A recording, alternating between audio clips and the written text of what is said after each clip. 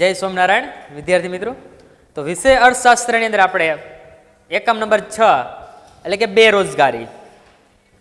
Ready મિત્રો? તો આપણે બેરોજગારીનો આજે અભ્યાસ કરવાનો છે કે બેરોજગારી કોને કહેવાય, વિકસિત દેશોની અંદર બેરોજગારી ક્યારે જોવા મળે છે, વિકાસશીલ દેશોમાં બેરોજગારી ક્યારે જોવા મળે છે. રેડી? તો એના વિશે આજે આપણે આજનો અભ્યાસ આપણે કરવાનો છે.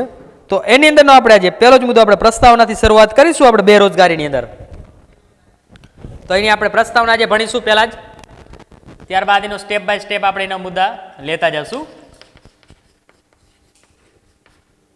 આજનો આપણો પ્રથમ મુદ્દો છે પ્રસ્તાવના. તો એની અંદર આપણે જોઈએ કે વિશ્વના સમયમાં, બરોબર, એટલે કે વર્તમાન સમયની અંદર વિશ્વના ઘણા બધા દેશોમાં ગરીબી, બેરોજગારી, ફુગાવો અને મંદી જેવી અનેક આર્થિક અને સામાજિક સમસ્યાઓનો સામનો કરવો પડે છે. બરોબર કે વર્તમાન સમયમાં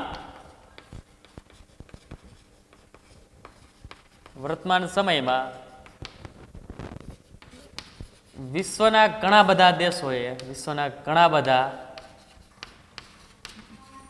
દેશોએ બરોબર, વિશ્વની અંદર ઘણા બધા દેશો છે કે જેની અંદર બરોબર દેશોએ ગરીબીનો સામનો કરવો પડે છે. જો ગરીબીનું પ્રમાણ વધારે હોય એટલે શું થવાનું હોય કે તમારો વિકાસ દેશનો થતો હોતો નથી. ત્યારબાદ બેરોજગારી, ફુગાવો કે મંદી, બરાબર, ગરીબી, બેરોજગારી, ફુગાવો, મંદી જેવી અનેક આર્થિક અને સામાજિક સમસ્યાઓ છે. બરાબર, મંદી જેવી અનેક આર્થિક અને સામાજિક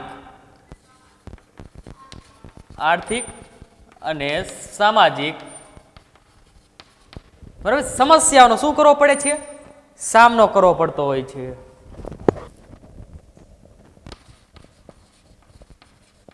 સમસ્યાઓનો સામનો કરવો પડે છે. રેડી? તો એની અંદર આપણે જો ગરીબી આપણે જોઈ છે કે ગરીબીની અંદર કેવી પરિસ્થિતિઓ સર્જાય, તો એનો અભ્યાસ આપણે ચેપ્ટર નંબર 5 ની અંદર કરીને આવ્યા છીએ. ત્યારબાદ ફુગાવો એટલે શું કે ભાવ વધારો. રેડી? તો એ ભાવ વધારો પણ શું છે? એક દેશની આર્થિક સમસ્યા છે. બરોબર છે? એવી રીતે મંદી પણ એ દેશની આર્થિક અને સામાજિક સમસ્યાઓ છે. તો એનો આપણે અભ્યાસ કર્યો છે. તેજી, મંદી, ઓટ ને સુધારણા આગળ આપણે ધોરણ 11 ની અંદર આવતા હતા, 4 ઉત્પાદનના સાધનો હતા. તો એવી રીતે આપણે આજે બેરોજગારી જે છે તો એની અંદર પણ આપણે અભ્યાસ કરવાનો છે આજે કે બેરોજગારીની અંદર આજે અભ્યાસ કરીશું આપણે. હવે આગળ આપણે જોતા જશું કે વિશ્વની ચિંતાજનકની પરિસ્થિતિ ઊભી કરે છે. શું થાય કે આ જે સમસ્યાઓ છે એ વિશ્વ માટે એક ચિંતાજનક પરિસ્થિતિ ઊભી કરે છે. વિશ્વની એક ચિંતાજનક પરિસ્થિતિ છે.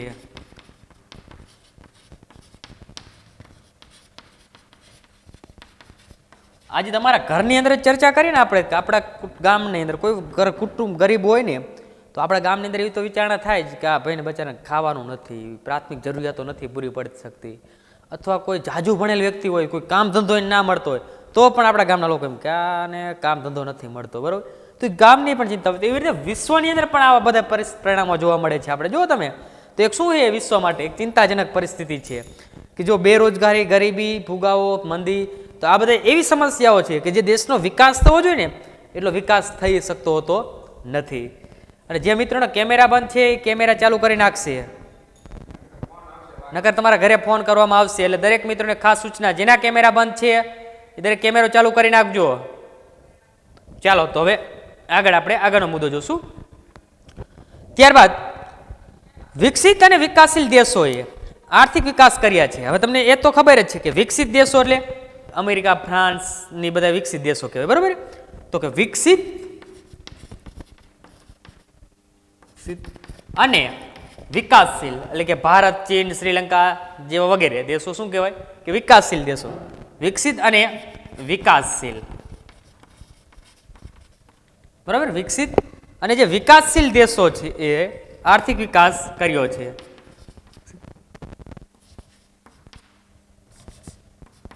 એ આર્થિક વિકાસ કર્યો છે. તો આપણે જોઈએ છીએ કે આપણો દેશ આર્થિક વિકાસ કરી રહ્યો છે. રેડી? અને આર્થિક વિકાસ એટલે શું? તો આપણને ખબર છે કે લોકોની આવકમાં વધારો થાય તો એની સાથે સાથે શું થવું જોઈએ? એનું જીવન ધોરણ સુધરે તો એને આપણે આર્થિક વિકાસ થયો કહેવાય. રેડી? તો આ આર્થિક વિકાસ આપણા દેશોની અંદર થાય છે, વિકસિત અને વિકાસશીલ દેશોની અંદર. ત્યારબાદ તેમ છતાં પણ રોજગારીનું સર્જન કરવામાં શું રહ્યા છીએ? નિષ્ફળ રહ્યા છીએ. તેમ છતાં રોજગારીનું સર્જન કરવામાં શું રહ્યા? કે નિષ્ફળ રહ્યા છે. બધા જ લોકોને રોજગારી આપી શકતા નથી.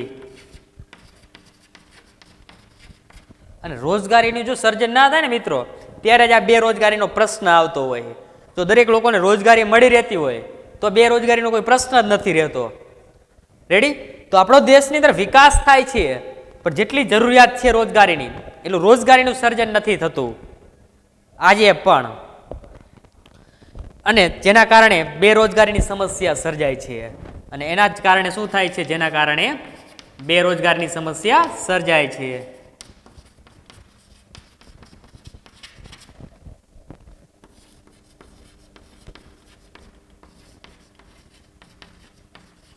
બેરોજગારીની સમસ્યા ક્યાંથી આવે છે? તો હવે આપણે ખ્યાલ આવ્યો કે રોજગારીનું સર્જન ન થવાથી બેરોજગારની સમસ્યા ઉદ્ભવતી હોય છે. બેરોજગારની સમસ્યા ઉદ્ભવવાની તો ગરીબીનું પ્રમાણ વધવાનું જ છે. જેટલી બેરોજગારી વધારે એમ ગરીબી વધવાની. કારણ કે બેરોજગારી ક્યારે લોકો બને છે? કે તેમને આવક નથી મળતી.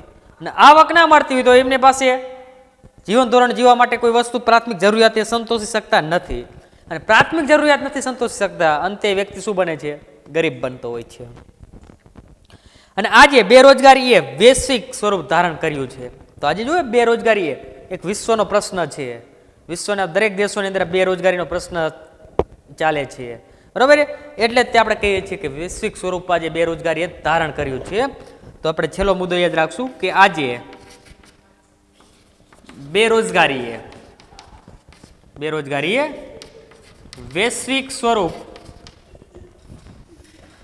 બેરોજગારીએ વૈશ્વિક સ્વરૂપ ધારણ કર્યું છે. તો આ હતી આપણે બેરોજગારીની પ્રસ્તાવના. આપણે આજે જોઈએ કે બેરોજગારી કોને કહેવાય. રેડી? જે મિત્રોને હજુ પણ વિડીયો બંધ છે, દરેક મિત્રો વિડીયો ચાલુ કરી નાખે. એકને વારાફરતી ના કહેવું પડે. તો આ આપણે બેરોજગારીની પ્રસ્તાવના વિશે અભ્યાસ કર્યો આજે. તો પહેલો જ મુદ્દો તમારે શું જોવાનું છે કે વર્તમાન સમયમાં વિશ્વની અંદર ઘણા બધા આપણા દેશો છે. તો એ એવા દેશોની અંદર ગરીબી, બેરોજગારી, ફુગાવો, મંદી જેવી આ સમસ્યાઓ છે. કેવી આર્થિક અને બરાબર સામાજિક સમસ્યાઓનો સામનો કરવો પડે છે. અને એ પણ વિશ્વ માટે એક ચિંતાજનક પરિસ્થિતિ છે. ત્યારબાદ વિકસિત અને વિકાસશીલ દેશો છે એ આર્થિક વિકાસ કરી રહ્યા છે. બરાબર? એટલે કે આર્થિક વિકાસ અહીંયા જોવા મળે છે. તેમ છતાં જેટલું રોજગારીનું સર્જન કરવું પડે એટલું રોજગારીનું સર્જન કરી શક્યા નથી. અને જેના કારણે આપણે શું જોવા મળે છે? તો કે બેરોજગારીની સમસ્યાઓ આપણને જોવા મળતી હોય છે. તો એ આપણે જોયું. ત્યારબાદ આજે વિશ્વમાં બેરોજગારી કેવું સ્વરૂપ ધારણ કર્યું છે? તો કે વૈશ્વિક સ્વરૂપ આજે વિશ્વની અંદર બેરોજગારીએ ધારણ કરેલું છે. તો એ આપણે અહીંયા જોઈ શકીએ છીએ. તો આ આપણે હતી પ્રસ્તાવના. બરાબર છે? હવે આપણી પ્રસ્તાવના પૂરી થાય એટલે આપણો આજનો નવો મુદ્દો લેવાનો છે, જે આપણે પાઠની અંદર જશું. તો કે બેરોજગારીનો અર્થ આપણે જોશું આજે પહેલો જ મુદ્દો.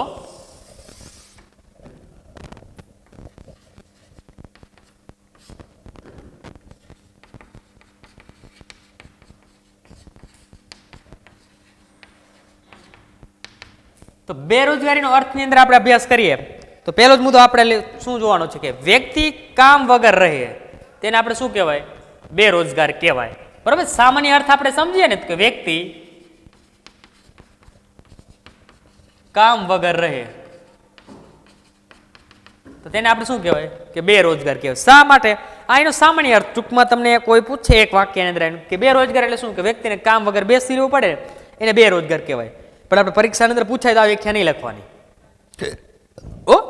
પરીક્ષાની અંદર પૂછાય તો આ વ્યાખ્યા નહીં લખવાની, કારણ કે આપણે ખ્યાલ રહે એટલા માટે તમને તો આપણે પરીક્ષાની અંદર પૂછાય તો એની માટેની વ્યાખ્યા આપણે ઉત્પાદનના સાધનોના આધારે આપણે નક્કી કરીશું.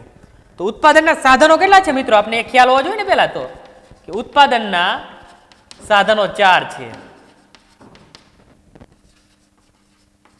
તો એના આધારે આપણે શું જોવાનું છે કે એની બેરોજગારીની વ્યાખ્યા જોવાની છે. તો એની અંદર આપણે જોશું પહેલો જ મુદ્દો જમીન, બીજો આવે મૂડી, શ્રમ અને નિયોજન. તો 4 આપણે ઉત્પાદનના શું છે સાધનો છે. આ 4 સાધનો અંદર શ્રમ એ શેના સાથે સંકળાયેલો છે? તો કે આવક મેળવવા માટે, રોજગારી માટે, કામ કરવા માટે, જેમ કેટલું કાર્ય કરો છો એ તમારો શ્રમ છે. અને શ્રમ ક્યારે નક્કી થાય કે તમને કામ મળતું હોય ને તો જ તમે શ્રમ કરી શકો. પહેલા પ્રથમ તમને કામ જ ના મળે તો તમે શ્રમ કરી શકવાના છો? તો નથી કરવાના. તો શ્રમને આધારે જ આપણે બેરોજગારની વ્યાખ્યા સમજવાની થશે. શેના આધારે? કે શ્રમને આધારે, કે શ્રમિકોને ધ્યાનમાં રાખી બેરોજગારીનો વિચાર આપણે કરવાનો આવતો હોય છે. રેડી? શ્રમિકોને ધ્યાનમાં રાખી બેરોજગારીનો વિચાર કરવામાં આવે છે. તો એના આધારે આપણે પ્રોફેસર પીગુ જે છે એમને એક વ્યાખ્યા આપેલી છે. કોને? કે પ્રોફેસર પીગુએ. એમને એક બેરોજગારીની મસ્ત વ્યાખ્યા આપી છે કે એમને શું કીધું છે કે બેરોજગારી કે વ્યક્તિ બેકાર ત્યારે જ કહેવામાં આવે કે જ્યારે તે કામ કરવાની ઈચ્છા હોવા છતાં કામ મળતું નથી. આવું કોણ કહે છે? કે પીગુ એમ કહે છે કે વ્યક્તિ બેકાર ત્યારે જ કહેવાય. એની વ્યાખ્યા આપણે લઈએ કે વ્યક્તિ બેકાર એટલે એનો બેરોજગારનો થાય. બેકાર એટલે બેરોજગાર, બરોબર? એનો સમાનાર્થી શબ્દ છે કે વ્યક્તિ બેકાર ત્યારે જ કહેવાય અથવા ત્યારે જ કહેવામાં આવે છે કે જ્યારે, બરાબર, વ્યક્તિ બેકાર ક્યારે કહેવાય? કે જ્યારે તેની કામ કરવાની ઈચ્છા હોવા છતાં, જ્યારે તેની કામ કરવાની ઈચ્છા હોવા છતાં કામ ન મળતું હોય. બરોબર? આજે મારે કામ કરવાની ઈચ્છા પણ મને કામ મળતું નથી તો હું શું કહેવાય? બેકાર કહેવાય, બેરોજગાર કહેવાય. બરોબર? તો કામ મળતું નથી, છતાં કામ મળતું નથી. તો પ્રોફેસર પીગુએ આપેલી વ્યાખ્યા છે મિત્રો. રેડી? તમને 1 માર્ક્સની અંદર પૂછે કે પ્રોફેસર પીગુએ આપેલી બેરોજગારીની વ્યાખ્યા બહુ જણાવો, તો આપણે તરત ખ્યાલ હોવો જોઈએ. શું આવશે? કે વ્યક્તિ બેકાર ત્યારે જ કહેવામાં આવે છે કે જ્યારે તેને કામની ઈચ્છા હોય છતાં પણ તેને કામ નથી મળતું તો તેને આપણે શું કહેવાય? બેકાર કહેવાય છે. તો આવું આપણે પ્રોફેસર પીગુએ જણાવ્યું છે. ત્યારબાદ આગળ આપણે લેશું તો એનો વ્યવસ્થિત અર્થ આપણે જોશું કે જે આપણો પાઠ્યપુસ્તકની અંદર ગમે ત્યારે આપણે પૂછાય કે બેરોજગારી એટલે શું, તો ત્યારે તમારે આ અર્થ લખવાનો રહેતો હોય છે. તો હવે એનો અર્થ હું લઈશ કે પ્રવર્તમાન એટલે કે હાલની પરિસ્થિતિની અંદર પ્રવર્તમાન વેતન દરે વ્યક્તિ કામ કરવાની ઈચ્છા, શક્તિ અને તૈયારી દર્શાવતો હોય છતાં પણ તેને કામ ન મળે,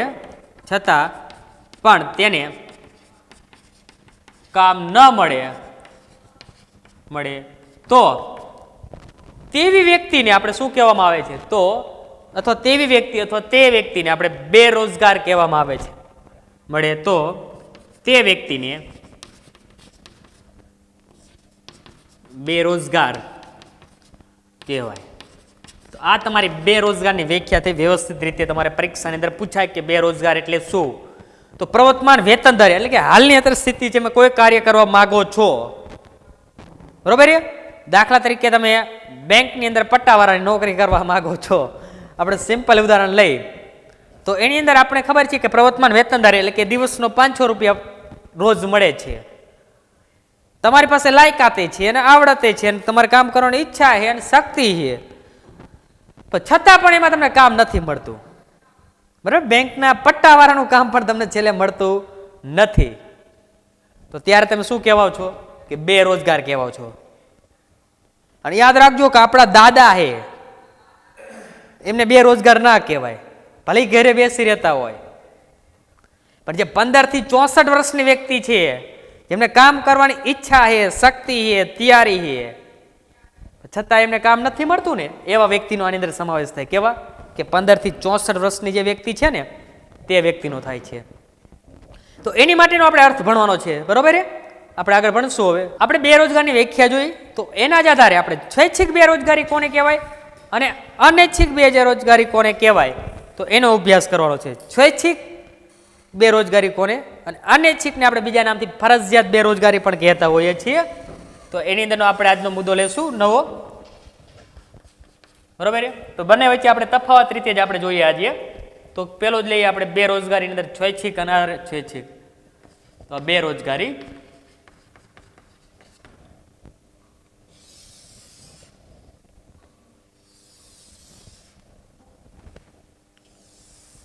અહીંયા હું એનો મુદ્દા દર્શાવીશ,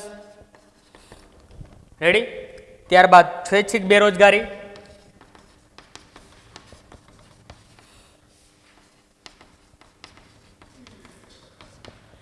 અને પછી આપણે આવશે અનૈચ્છિક બેરોજગારી. અનૈચ્છિક જો શબ્દ તમને ના આપેલો હોય ને, તમને કદાચ એક માર્ક્સની અંદર કીધું કે ફરજિયાત, તો પણ એ જ થાય. કાઉન્સની અંદર હું લઈ લઉં ફરજિયાત,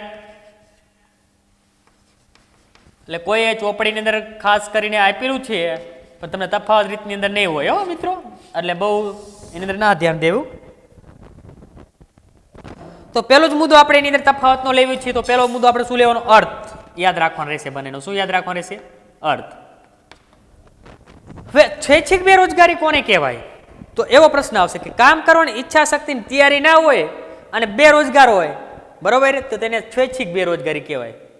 જો તમારી પાસે કામ કરવાની ઈચ્છા પણ નથી ને શક્તિ પણ નથી, એટલે કે વૃદ્ધ થઈ ગયા છો, અથવા તમારો 1 થી 14 વર્ષના બાળકો સમજો, તો એ બાળકો કામ ના કરી શકે અને એમનો બેરોજગારની અંદર સમાવેશ પણ ના આપણે કરી શકીએ, તો તેવા જે લોકો છે ને એને સ્વૈચ્છિક બેરોજગારી કહેવાય.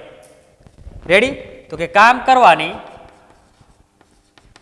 કરવાની ઈચ્છા શક્તિ ના હોય તેને ડેશ ડેશ ડેશ એટલે કે સ્વૈચ્છિક બેરોજગારી કહે છે. રેડી. તો આ પેલો આપણે સ્વૈચ્છિક બેરોજગારીનો અર્થ જોયો. હવે અનૈચ્છિક બેરોજગારી કોને કહેવાય? તો એનો અર્થ આપણે જોવાનો છે. તો કામ કરવાની ઈચ્છા શક્તિ અને તૈયારી હોય, બરોબર, છતાં એને કામ નથી મળતું. કામ કરવાની ઈચ્છા શક્તિ તૈયારી હોય, બરોબર, ઈચ્છા શક્તિ અને તૈયારી હોય તો પણ એને કામ ના મળે ને, તો એને શું કહેવાય? અનૈચ્છિક બેરોજગારી કહેવામાં આવે છે, એટલે કે ફરજિયાત બેરોજગારી કહેવામાં આવે છે. ને આની અંદર તો એમની પાસે તૈયારી છે જ નહીં. તમારા આપણા દાદા હોય 70 વર્ષના, એમ કંઈક પાટ નાકા વારજો, શું તૈયારી દર્શાવે? કારણ કે નાકા વાળવાની એમની ઉંમર જ ના હોય. અથવા કોઈ 7 વર્ષનું બાળક હોય એને આપણે કહેવી કે બટા આજ નથી તું આ લેપટોપ મારું હકવજે ને, આમ કરજે ને, તો કરી શકીએ? નથી કરી શકતો. કારણ કે શું છે? એની કોઈ ઈચ્છા નથી, કામ કરવાની શક્તિ પણ એની પાસે નથી, ત્યારે એ કામ નથી કરી શકતો, એટલે એને આપણે સ્વૈચ્છિક કહીએ છીએ.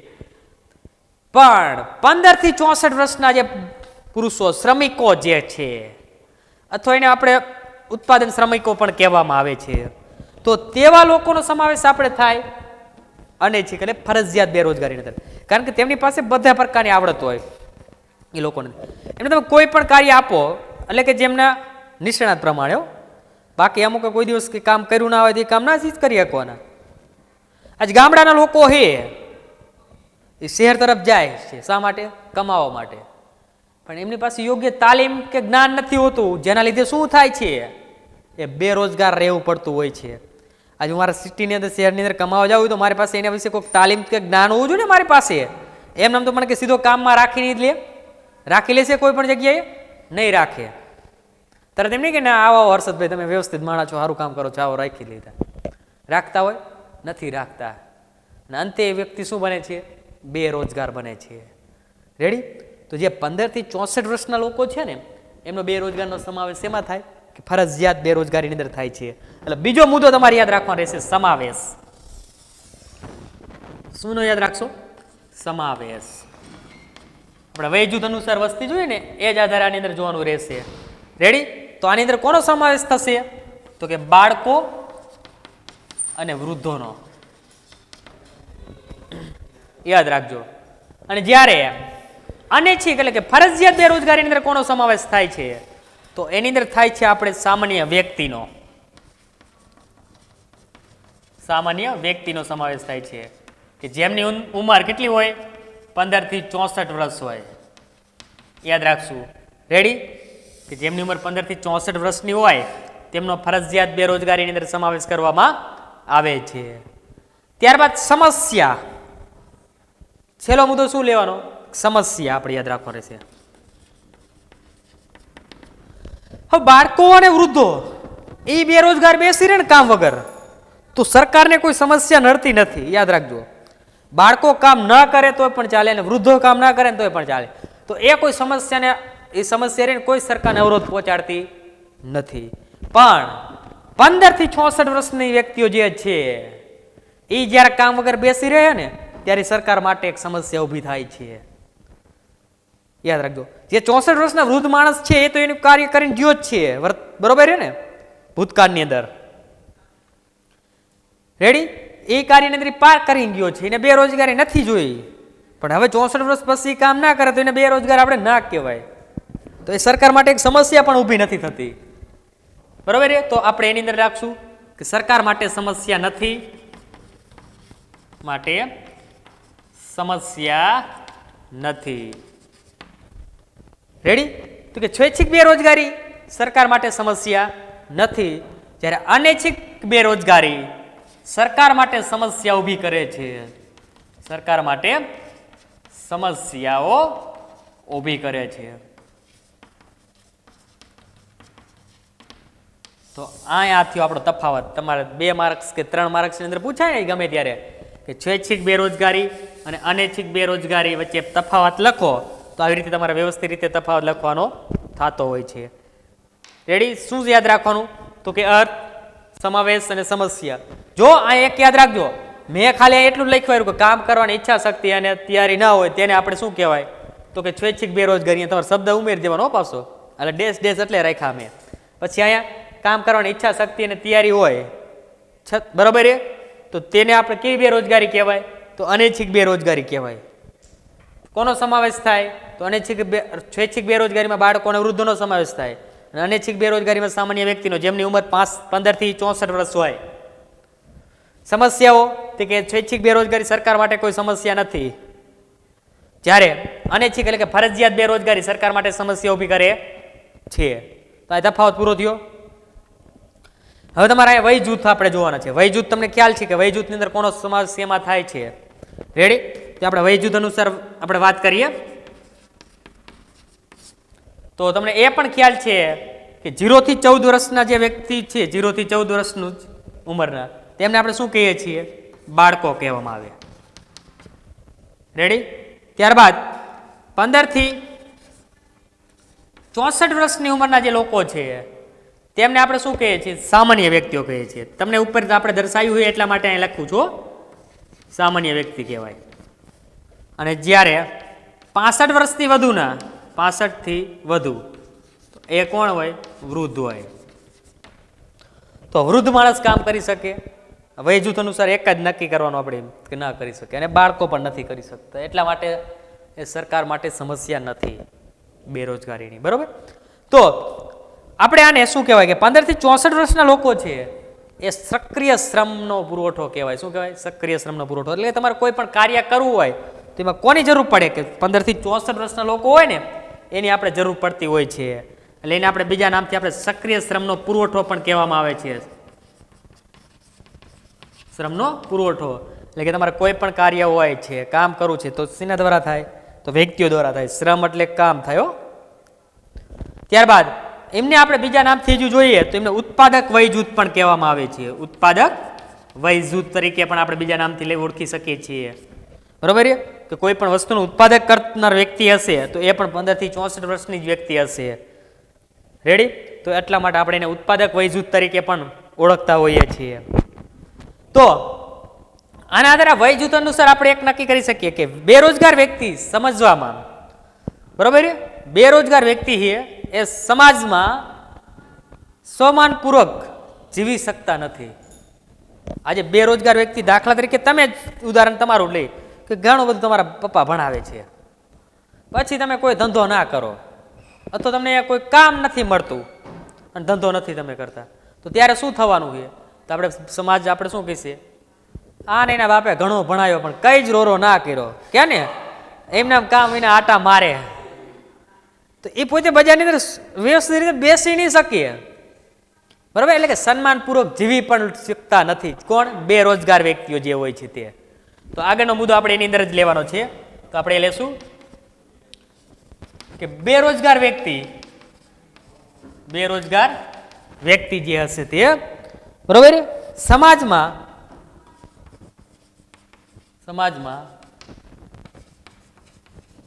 સન્માનપૂર્વક અથવા સન્માનપૂર્વક શું કરી શકતો નથી? કે જીવન જીવી શકતો નથી. સન્માનપૂર્વક જીવન જીવી શકતો નથી. તો આ મુદ્દો પણ આપણે યાદ હોવો જોઈએ કે તમારે સન્માનપૂર્વક જીવન જીવવું હોય ને તો તમે બેરોજગાર હોય તો સન્માનપૂર્વક જીવન પણ નથી જીવી શકતા. રેડી? ત્યારબાદ ભારતમાં બેરોજગારી એ કેવી સમસ્યા છે? આર્થિક સમસ્યા નથી, પરંતુ આજે સામાજિક, નૈતિક અને રાજકીય સમસ્યા પણ છે. રેડી? કે ભારતમાં બેરોજગારી એવું નથી કે ભારતમાં બેરોજગારી પૈસા કમાવાની જ બેરોજગારી છે. બરોબર? તો કે ભારતમાં બેરોજગારી, આર્થિક સમસ્યા તો છે જ, આર્થિક સમસ્યા તો હશે જ, આર્થિક સમસ્યા નહીં. બરોબર? ભારતમાં બેરોજગારી, આર્થિક સમસ્યા નથી, પરંતુ સાથે સાથે કઈ છે? સામાજિક સમસ્યાઓ આવે સમાજની. બરોબર? સામાજિક સમસ્યાઓ નડે. જેમ કે અત્યારે આપણે વાત કરી ને કે તમે ઘણું બધું ભણાયા, તમારા બાપાએ ખર્ચો કર્યો, પણ છતાંય ગામમાં પછી આટા મારી, તો એ બધી સામાજિક સમસ્યાઓ થાય. રેડી? પછી નૈતિક સમસ્યાઓ આવે, અને કામ ધંધો ના કરો તો બીજી નૈતિક સમસ્યા આપણે સામાજિક સમસ્યા આવે, ટિફિન બનાવવાળી પણ ના ધકે, યાદ રાખવું હો, એ પણ સામાજિક સમસ્યા જ છે. આપણે સાર્વત્રિક લગ્ન પ્રથા. બરાબર? અને છેલ્લે આપણે શું આવશે? રાજકીય સમસ્યા છે. રાજકીય સમસ્યા છે.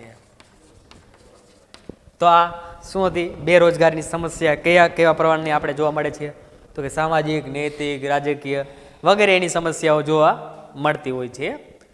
હવે એના આધારે આપણે બીજો પ્રશ્ન જોઈશું મસ્ત મજાનો, કે વિકસિત દેશોની બેકારી અને વિકાસશીલ દેશોની બેકારી કોને કહેવાય? તમારે 3 માર્ક્સની અંદર પૂછાય આ પ્રશ્ન તફાવત. તો આપણે કેવી રીતે લખવો? બરોબર?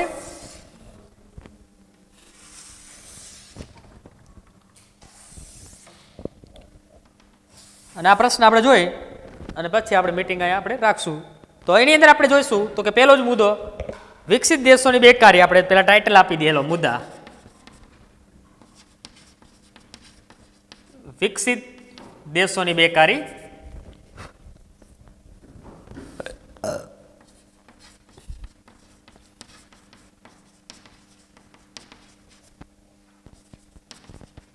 બેકારી એટલે બેરોજગારી. અને વિકાસશીલ દેશોની બેકારી.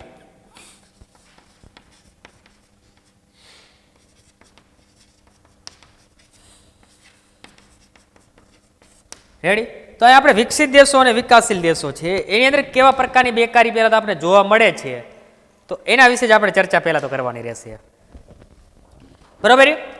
તો એટલે કે આપણે એનો ઉદ્ભવ ક્યાંથી થાય? વિકાસશીલ દેશોમાં બેકારી છે તો એનો ઉદ્ભવ ક્યારથી થાય, અને વિકાસશીલ દેશોમાં બેકારી હોય તો એનો ઉદ્ભવ ક્યારથી થાય? તો બેકારીનો ઉદ્ભવ, તો એનો પહેલો જ મુદ્દો આપણે યાદ રાખવાનો ઉદ્ભવ, કે મંદીમાં અસરકારક માંગ ઉદ્ભવે. બરોબર? મંદીમાં અસરકારક માંગના ઉદ્ભવે પણ એ માંગની વસ્તુ નથી હોતી, એના અભાવે શું થાય છે કે વિકસિત દેશોની અંદર બેકારી ઉદ્ભવતી હોય છે, બરોબર. તો પહેલો જ મુદ્દો આપણે વિકસિત દેશોમાં લેશું કે મંદીમાં અસરકારક માંગના અભાવે ઉદ્ભવે. તો વિકસિત દેશોની અંદર જ્યારે મંદી હોય છે એ સમયે શું હોય છે કે જે વસ્તુની માંગ હોય એ વસ્તુ મળતી ના હોય ત્યારે હવે આપણે શું થાય છે તો કે બેકારી ઉદ્ભવતી હોય છે, જે વિકસિત દેશો અમેરિકા, જાપાન, ફ્રાન્સ જેવા દેશોની અંદર મંદીના સમયમાં. રેડી મિત્રો? તો વિકાસશીલ દેશોમાં ક્યારે ઉદ્ભવે છે તો એની આપણે ચર્ચા કરીએ. તો વિકાસશીલ દેશોમાં પહેલું જ કારણ આપણે આવે વસ્તી વૃદ્ધિ. વસ્તીનો વધારો થાય ત્યારે બેકારી ઉદ્ભવે, કારણ કે વસ્તી વૃદ્ધિ થવાની તો બધા જ લોકોને કે સરકાર કામ આપી ના શકે, બધા લોકો નોકરી રાખી શકે નથી, રાખી શકતા હોતા, જેના લીધે બેકારી ઉદ્ભવતી હોય. અથવા માળખાગત ખામીઓના લીધે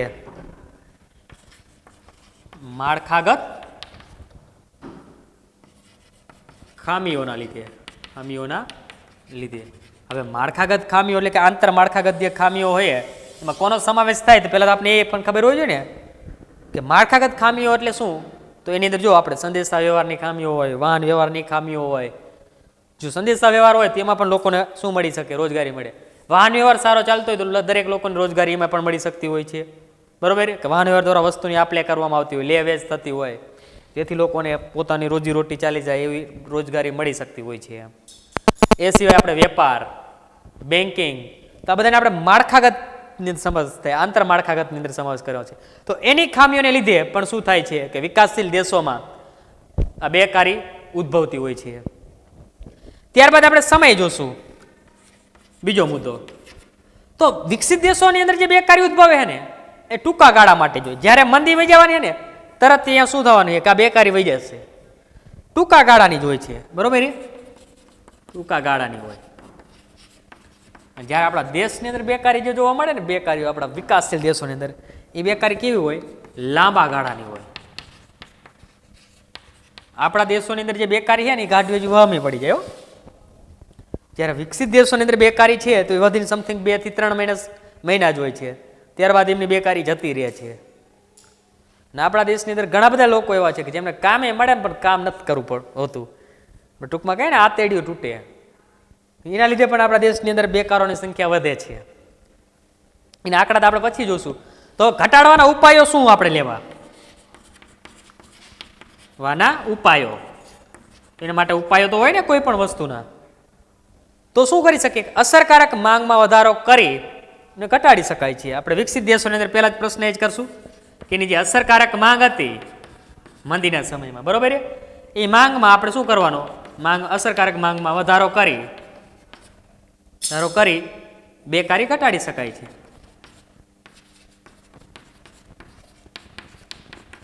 તો હાલો, અહીંયા તો માંગમાં વધારો કરી શકશે એ લોકો, બરોબર. અસરકારક માંગમાં વધારો કરશે.